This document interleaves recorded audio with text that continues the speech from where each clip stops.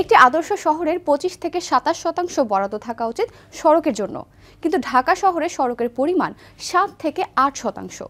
ঢাকার যানজট ও পরিবহন ব্যবস্থার এই হযবরল অবস্থার অনেক কারণ মাথা আসতে পারে জনসংখ্যা, অনিয়ন্ত্রিত পরিবহনের সংখ্যা কিংবা পরিকল্পিত সড়ক ব্যবস্থার অভাব। কিন্তু আসলে পরিকল্পিত ট্রাফিক ব্যবস্থা বলতে কি বোঝায়? ঢাকার মতো বিশ্বের অন্যান্য জনবহুল শহর কিভাবে পরিকল্পিত ট্রাফিক সিস্টেমে চলছে? প্রযুক্তিকে ব্যবহার করলে কি এই অবস্থার অবসান ঘটবে, নাকি উল্টো কৃত্রিম বুদ্ধিমত্তা দিয়ে ট্রাফিক নিয়ন্ত্রণ ধোপেই টিকবে না এই শহরে? নগর পরিকল্পনাবিদরা কি ভাবছেন এ ব্যাপারে? আজকের সারমর্মে এসব নিয়ে কথা বলবো। এবারের পর্বে আপনাদের সঙ্গে আছি আমি জেবা সাজিদা মৌ।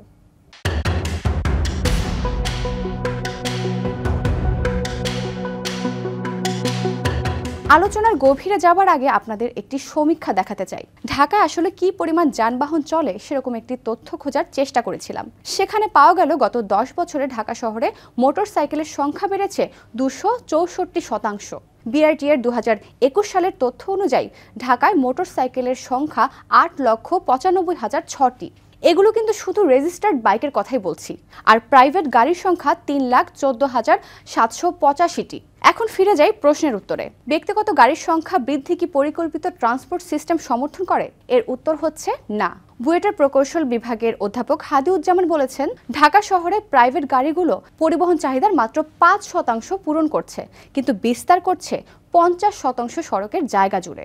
আমরা যদি উন্নত বিশ্বের দিকে তাকাই, ধরা যাক 1200 বছরের পুরনো ইস্তাম্বুল শহরের কথা, ঢাকার মতো সেখানেও কিন্তু ঘনবসতিপূর্ণ এলাকা, কিন্তু গণপরিবহন অর্থাৎ ট্রাম কিংবা বাসের সুশৃঙ্খল অন্তর্ভুক্তি শহরের পরিবহন ব্যবস্থাকে যানজটমুক্ত এবং পরিকল্পিত রেখেছে। আধুনিক বা পরিকল্পিত পরিবহন ব্যবস্থাতেও উন্নত বিশ্ব সবচেয়ে বেশি গুরুত্ব দেয় গণপরিবহন ব্যবস্থাকে। যদিও সরকার ইতোমধ্যে ঢাকা শহরে মেট্রো রেল চালু করেছে, কিন্তু প্রতিটি মেট্রো স্টেশনে যাত্রীরা কিভাবে পৌঁছাবে এবং প্রতিটি স্টেশন থেকে তাদের গন্তব্যস্থলে পৌঁছার সঠিক এবং কার্যকর পদক্ষেপ এখনো চোখে পড়ছে না। এজন্য ভোগান্তিতে পড়তে হচ্ছে মেট্রো রেলের যাত্রীদেরও, কমছে না প্রাইভেট কারের ব্যবহার। একটি নগরীর পুরো যোগাযোগ নেটওয়ার্ককে নিয়ন্ত্রণ করে মূলত তার গণপরিবহন। তাই গণপরিবহনকে সেবা হিসেবে প্রতিষ্ঠিত করেছে উন্নত দেশগুলো, যেখানে একেবারেই উল্টো পথে চলছে বাংলাদেশ। গত কয়েক বছরে ঢাকা শহরের বিভিন্ন রুটে 42টি গণপরিবহন কোম্পানি বন্ধ হয়ে গেছে। এর অন্যতম কারণ সিন্ডিকেট এবং চাঁদাবাজি। ফলে সৃষ্টি হচ্ছে পরিবহন সংকট। সাধারণ মানুষের অভিযোগ রয়েছে, চালু বাসগুলোতেও যাত্রীদের জন্য সুবিধা অপ্রতুল। নারী যাত্রীদের বাসে উঠতে রীতিমতো যুদ্ধ করতে হয়। প্রতিবন্ধী ব্যক্তি বা হুইলচেয়ার ব্যবহারকারী ব্যক্তিদের গণপরিবহনে ওঠানামা বা গণপরিবহন ব্যবহার করা একেবারে অসম্ভব। আমাদের দেশে গণপরিবহন সংক্রান্ত বিভিন্ন নীতিমালা রয়েছে। মোটরযান অধ্যাদেশ 1983-র 59 ধারা অনুযায়ী রুট পারমিট দেওয়ার ক্ষেত্রে জনকল্যাণই মুখ্য বিবেচ্য বিষয়। 60 ধারাতে বলা হয়েছে যাত্রীদের জন্য প্রয়োজনীয় সেবার কথা, যা বর্তমানে কোনো গণপরিবহনে দেখা যায় না বললেই চলে। একই আইনের 60 ধারার 12 ও 13 উপধারা অনুযায়ী ভাড়ার হার অনুমোদিত হতে হবে এবং ভাড়ার রসিদ প্রদান করতে হবে।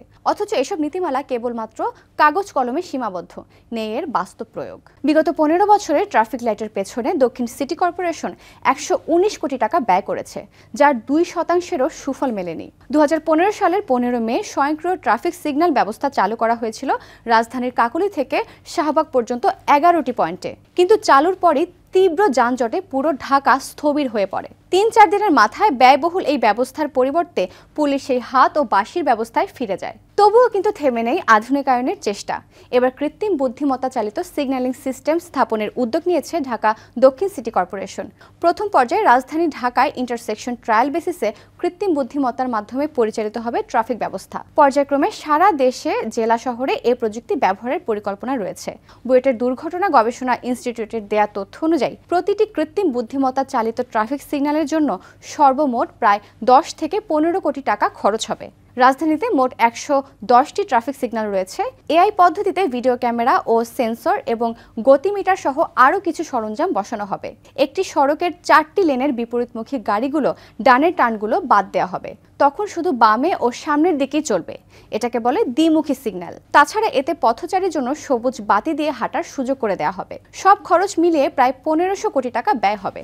তবে এ প্রকল্প বাস্তবায়ন হলে হাতের ইশারায় পরিচালিত ট্রাফিক পদ্ধতির চেয়ে খরচ কমে প্রায় 2.5 গুণ, আর উন্নত মানের প্রযুক্তি ব্যবহার করা হলে প্রায় 25 বছর পর্যন্ত স্থায়ী হবে এই এআই পদ্ধতিটি। তবে এখানেও দেখা গেছে বিশৃঙ্খলা। পরীক্ষামূলকভাবে রাজধানীর গুলশান 2 চত্বরে ট্রাফিক সিগন্যাল নিয়ন্ত্রণে এআই প্রযুক্তি চালু হলেও এখনও বেপরোয়া চালকরা। প্রথম 1 মাসেই আইন অমান্য করেছে প্রায় 3 লাখ যানবাহন। কি ভাবছেন? এত খরচ করে অত্যাধুনিক প্রযুক্তি নিয়ে এলেও এখনও সনাতনী পদ্ধতিতে চলছে ট্রাফিক ব্যবস্থাপনা। এখনও ভরসা ট্রাফিক পুলিশের উপরই। এ দায় কি কর্তৃপক্ষের নাকি আমাদের নিজেদেরই? এসব বিষয়ে নগর পরিকল্পনা বিভাগ ও অস্ট্রেলিয়ার মেলবোর্ন বিশ্ববিদ্যালয়ের অ্যালামনাই আয়েশা সাইদ বলেন, চাইলেই আমাদের শহরকে হংকং, লন্ডন বা প্যারিস করা যাবে না। প্রতিটি শহরের এক একটি বৈশিষ্ট্য রয়েছে, সেদিকেই নজর রেখে পরিকল্পনা করতে হবে। কিন্তু আমাদের পরিকল্পনায় অনেক ঘাটতি রয়েছে। কোনো প্রকার গবেষণা ছাড়াই অনেক প্রকল্প গ্রহণ করা হয়, যা পরবর্তীতে কার্যকর হয় না। ট্রাফিক সিগন্যালিংয়েও এমনটাই হয়েছে। বুয়েটের প্রকৌশল বিভাগের অধ্যাপক হাদিউজ্জামানের মতে, আধুনিক স্মার্ট শহরে পথচারীদের সবচেয়ে বেশি গুরুত্ব দেওয়া হয়, অথচ ঢাকায় পথচারী বান্ধব অবকাঠামো নেই।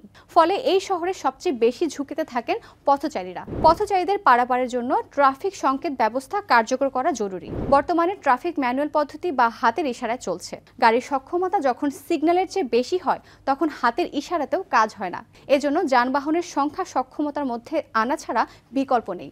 গণপরিবহন বাড়াতে হবে, রিক্সা, মোটরসাইকেল ও প্রাইভেট কারের সংখ্যা কমাতে হবে। দর্শক, আজ এ পর্যন্তই। দেখা হবে আগামী পর্বে ভিন্ন কোনো প্রসঙ্গে। ততক্ষণ পর্যন্ত ভালো থাকুন, সুস্থ থাকুন, থাকুন সময়ের সাথে।